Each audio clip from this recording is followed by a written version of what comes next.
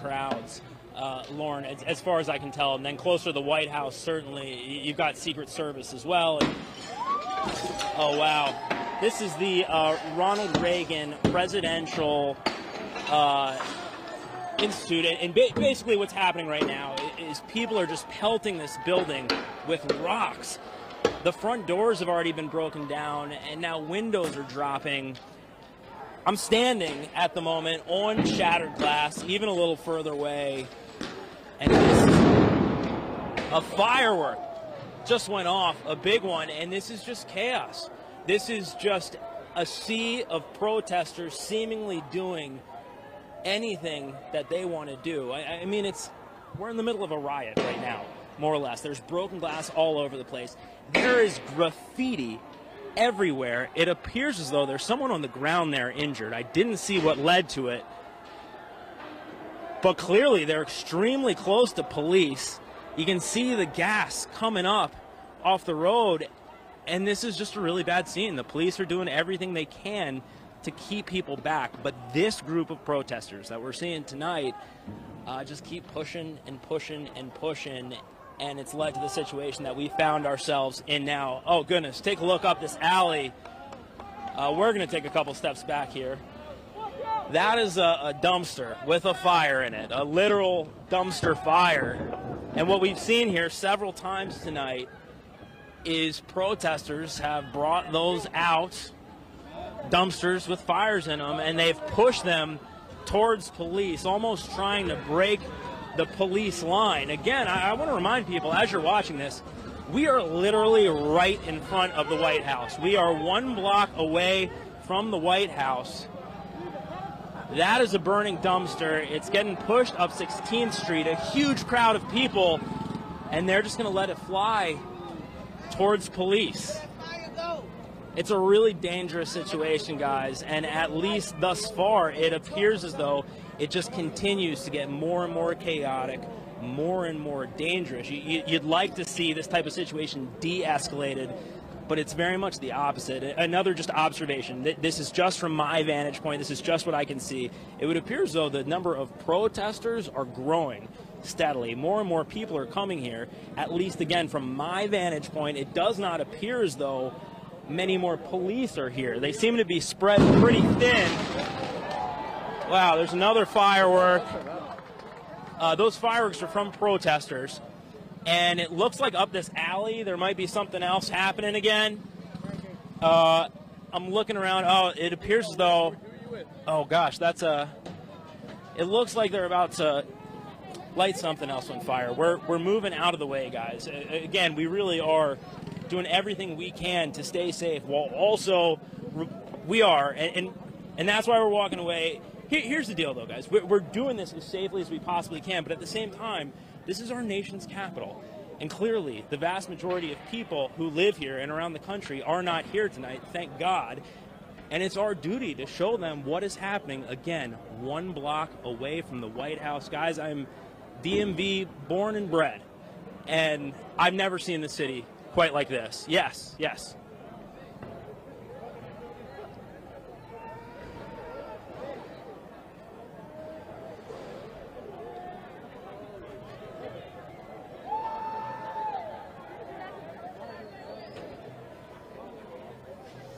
Grow bigger as people walk by. And the fireworks are a new dimension that I haven't seen before. People on so many occasions today and in the last couple of days, both here and in some of the other cities where this has been going on, have been throwing fireworks. And I wonder whose idea that was it's a and really why good it is question. we're seeing Last it night in so we many know different for places. sure that several officers were injured. That's according to the Secret Service. Tonight, from what we can tell, we have not seen any injured officers, thankfully. And frankly, we've seen very few injured protesters. I have a feeling, though, that this is going to be the kind of thing where tomorrow morning, as another firework goes off, we're going to start learning more about what's happened here tonight. And it's just hard to believe that with all this chaos, people aren't being hurt. However, to answer your question, we have not seen it at this time with our own eyes.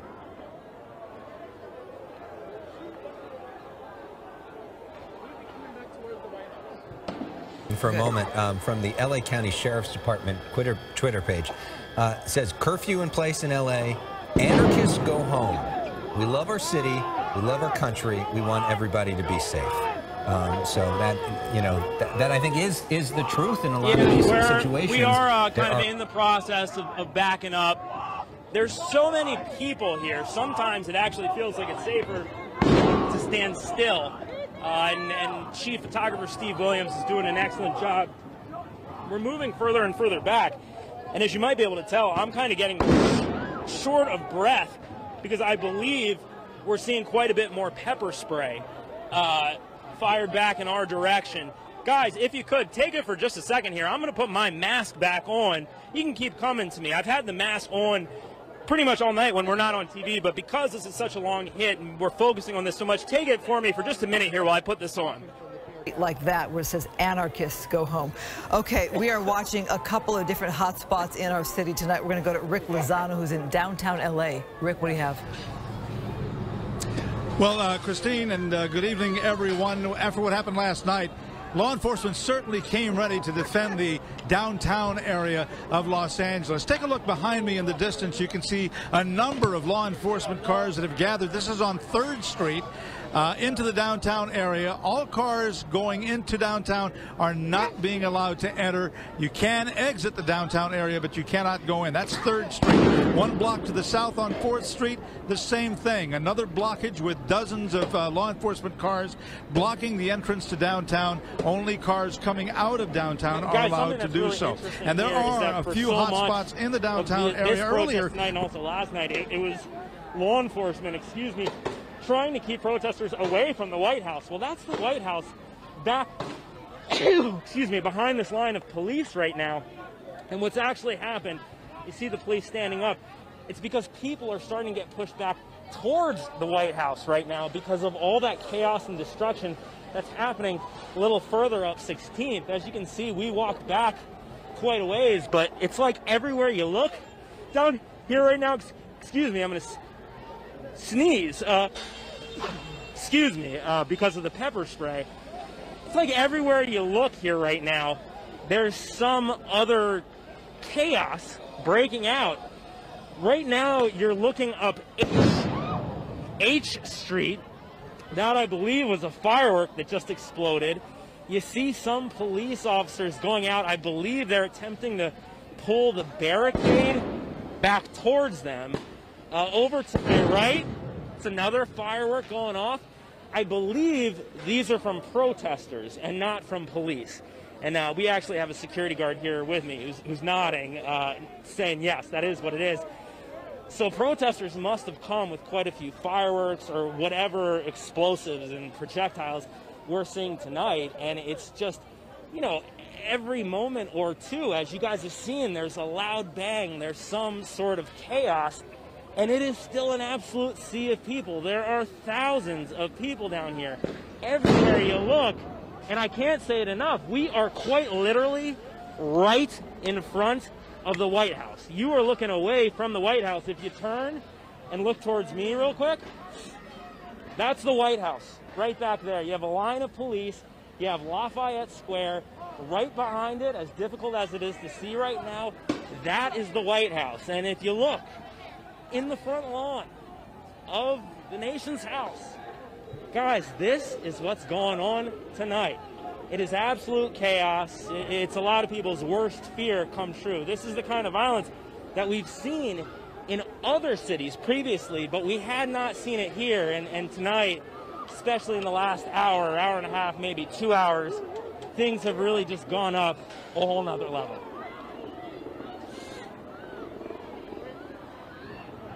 Right here, you're looking, oh gosh, the stench. I got to move back. Wow. Seeing a lot of pepper spray in the air. As you can see, a lot of people are affected by it. Frankly, standing here, there's so much pepper spray in the air. It's hard to see. It's hard to talk. The throat burns. The nose burns. And we're pretty far back. So you have to imagine, for the people who are even closer, you look at this gentleman here. This is a really difficult situation to be in, guys. but they're still waiting for reinforcements so they can move down the street. Well, when you speak, Kevin, of reinforcements, we have the word that the LA mayor is saying that the National Guard will be deployed overnight. Sorry, guys, I lost you there for a And if second. you're one of these business owners, you might very well welcome the National Guard.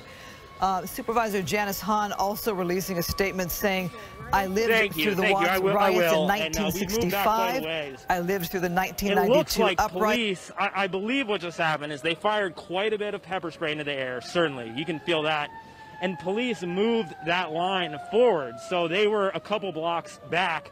Now they're standing right at the edge of the intersection here, 16th and H, directly across from the White House.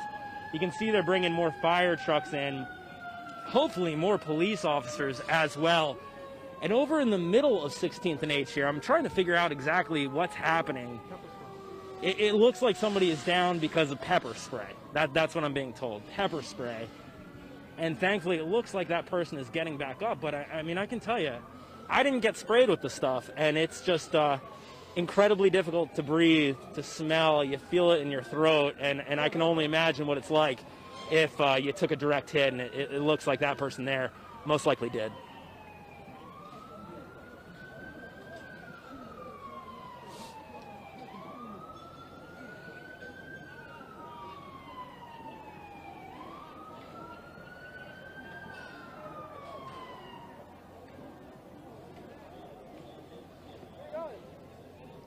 Of your eyes, but back here in Beverly Hills at Rodeo Drive, this is finally a little bit of law and order out here. The crowd has been dispersed. That tear gas was highly effective. This entire park was full of hundreds of protesters the same time an hour ago, but now take a look. Yeah, you know, there's nobody here. It's so hard to tell, especially amidst all this chaos, Lauren. We have heard elected officials say that they believe that is the case here in D.C. as well as other major American cities, including Minneapolis. It would not surprise me at all.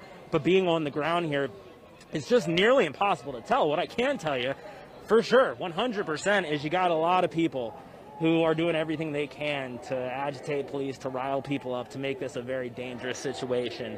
As you can see, there's still a lot of chanting right in front of the line of police. It does appear as though that pepper spray helps get this crowd to thin out a little bit, at least for the moment, but still a pretty large contingency of protesters here tonight. If I could, just one other point I want to make.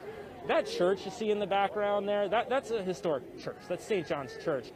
Every president since James Madison has attended a service at that church, just directly across from the White House. It's hard to see from our vantage point, but over on the other side, by on the H Street side, there's graffiti all over the wall. And it's just so disheartening to see. I mean, that is a church with so much rich American history. And I think it goes to show you that we are going to be cleaning up after what's happening here tonight and over the past couple nights for quite some time. And you know, when daylight comes, this city and this part of the city, this piece of American history, guys, it's going to look a whole lot different.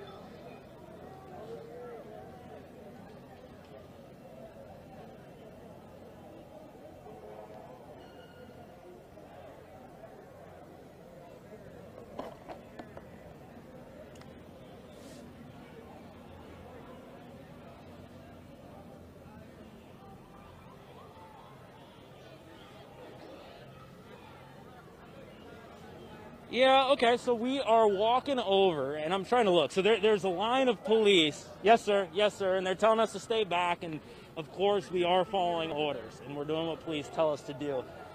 From where we're standing, you can see a whole lot of fire trucks. So it would not surprise me in the least, Sharon, if there was some sort of new fire there or some big concern. But from our vantage point, all we can see, staying, you know, where police tell us to stay is that there are many, many trucks there, and police did go to quite a bit of trouble to get protesters out of that area.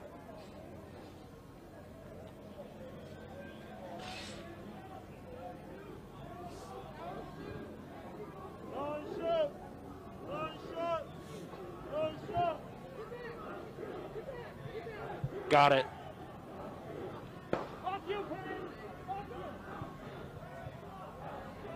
with the '92 riots where I was inside a Macy's that is no longer, I don't even think the mall is there anymore, but I was in that store at about maybe 9, 10 o'clock as it was being looted, as people were grabbing racks of clothing and shoes, and somebody with a TV walked right by me. And I could not believe my eyes to be inside a Macy's and to see it being cleaned out by people who were just stealing racks and racks of stuff. And suddenly an LAFD fire truck pulled up, and the fire truck came to that scene, and that was what startled people to disperse. But if you could imagine being inside a department store, I mean, who amongst us hasn't been in a Macy's for something in our lifetime, and to see people just pouring in, grabbing whatever it is they wanted, and then only to be stopped by the fire department arrival. It was that kind of night, a night like we're seeing tonight. Bob DeCastro joins us live from, Bob, where have you moved to now? We moved to the Grove. You saw those pictures of the Nordstrom that was being looted, and just moved to a different location. We wanted to see what the Grove looked like. This is Sur La Table, the high-end kitchen store, and you can see all of the windows smashed here. Some of the protesters just left their signs right here on the ground. More smashed windows over here. It did look like someone might have gone inside here, plates there on the ground. We decided to come and walk in here and take a look to see how the Grove looked right now.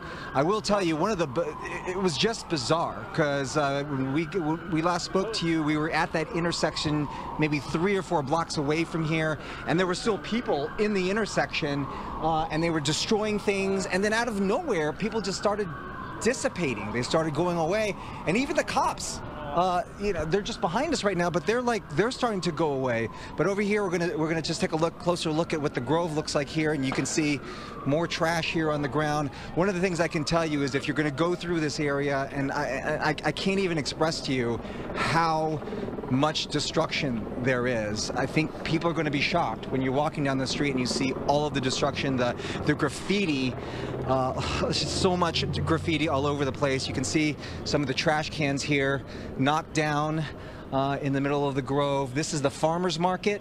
Over here looks like they had adequately closed those doors as well. More trash cans that are down over here. And then here's the middle of the Grove here, where you still have some officers that are patrolling and making sure that things are safe here.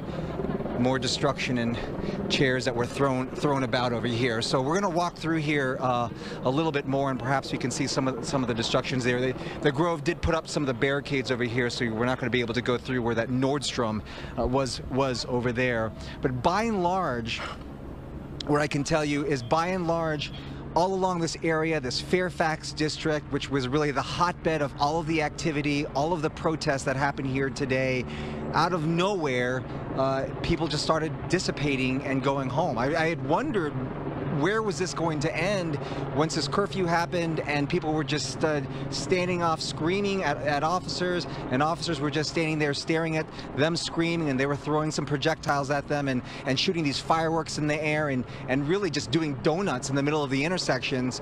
Lots of the people just decided to go home. So at least for right now, it seems fairly quiet here, but there is extensive damage done through the Fairfax area and through the Grove area. We're going to take a look now at a live picture. This is the Beverly Center. Yeah. And if you know the famous entrance right there to go up to the shops in the Beverly Center, so they've moved. That's what we're looking at. They've moved from one shopping iconic spot to another iconic shopping spot. Maybe that's why they left where Bob was, is they moved to the Beverly Center. Yeah, what's different about this one is this is an indoor mall, right, where the Grove is an outdoor mall where you can actually easily access, say, a Nordstrom.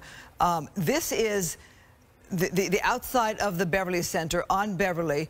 I don't see anybody inside from this perspective here.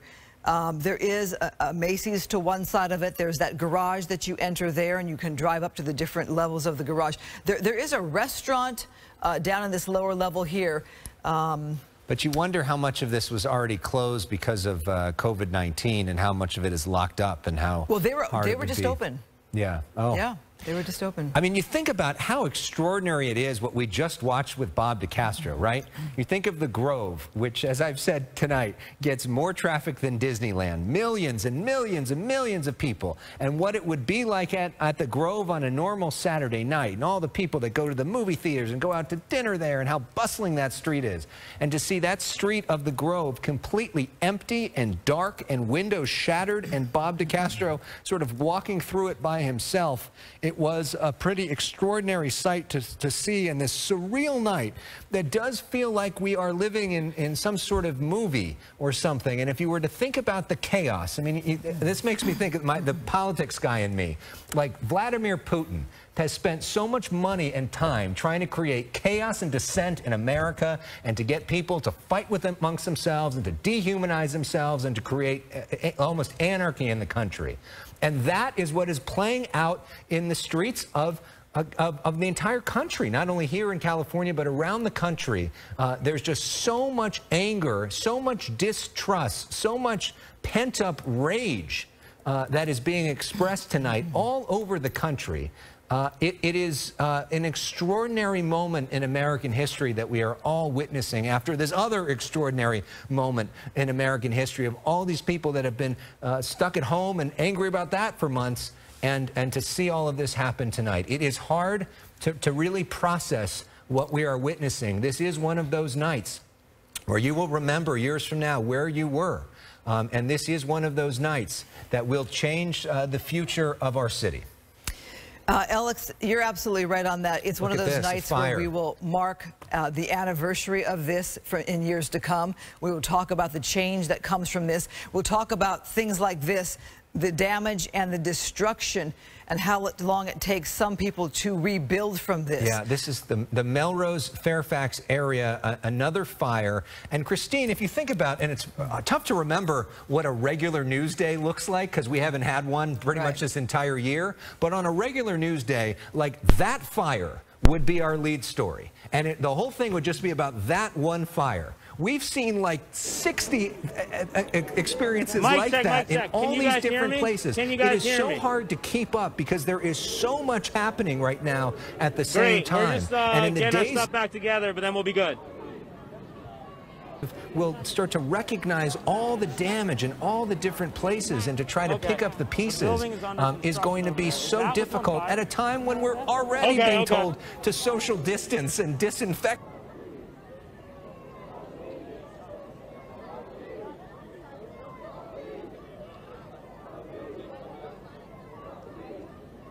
Hey, yes, I can hear you guys now. So we are still at 16th and H, directly in front of the White House. It's very chaotic. As you can see behind me, there are many, many fire trucks, and there's quite a bit of smoke. We're behind a police line here, and we can't get any closer. So we're trying to figure out what it is that is on fire right now. Clearly, there is some blaze somewhere very close to us, but it's extremely difficult from this vantage point to figure out what exactly it is. I can tell you we see fire trucks all over the place. I actually feel like many members of this crowd have kind of slowed down for the moment, because I think a lot of other people who are more or less sharing the same vantage point that you're looking at now are also trying to figure out what's going on back there. There is a building that's under construction back there that was broken into. We showed you earlier quite a bit of broken glass and people throwing rocks at it. I don't know if that is the building that's on fire. It's very difficult to tell. I can tell you there's an alley behind two large buildings to our left over here, and that's an area where we saw some protesters grabbing dumpsters, lighting them on fire, and then pulling them out onto 16th Street to push at police. So it is not surprising at all, if you've been watching our live coverage tonight, that there is a big fire and that there are this many fire trucks here.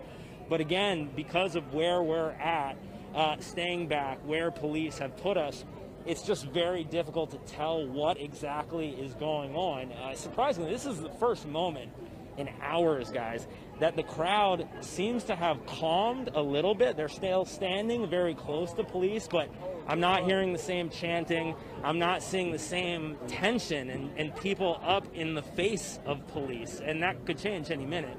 But at least for right now, it's a little bit of a lull, which frankly, it isn't much of a lull. It's still a sea of protesters in front of the White House, but it is a little refreshing given what we've seen here tonight. The chaos, the anarchy, just the disregard for the rule of law. Obviously, this is a really tough situation that we're witnessing here, and we don't know the extent of it. For instance, we can see smoke. We know something's on fire. We don't know what it is, but at least for the moment, guys, things have slowed down just a little as police keep people back in the intersection directly in front of the White House so that firefighters can tend to whatever it is that's on fire right there behind police, guys.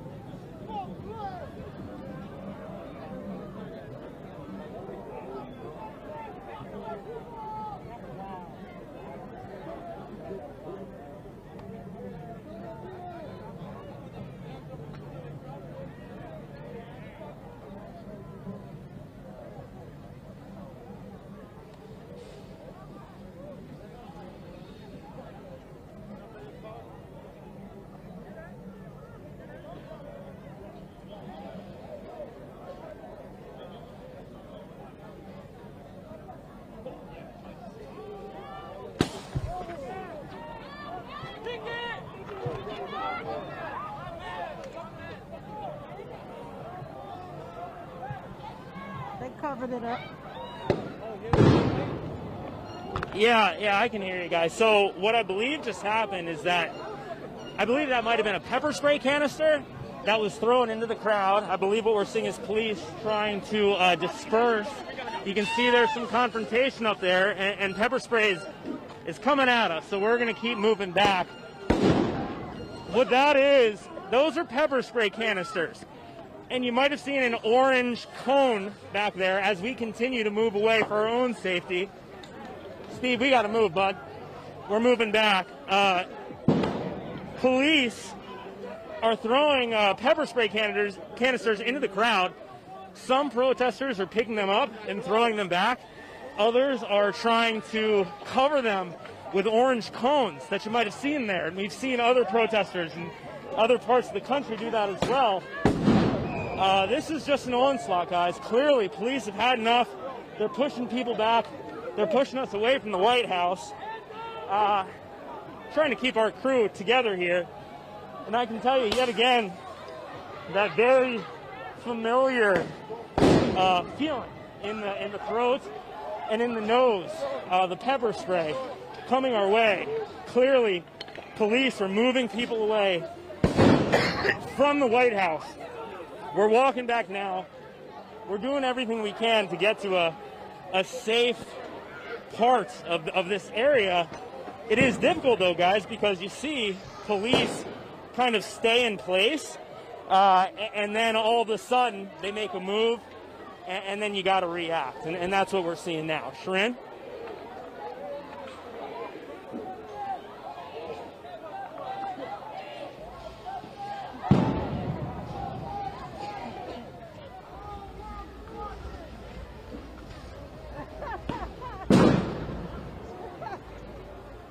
Will do, guys, and I assure you, we have our crew together.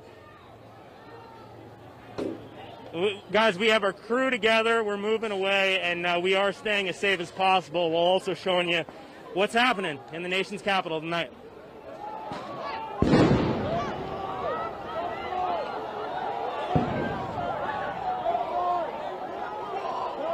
You know what, Lauren, I got to be honest with you. There's such a sea of people here.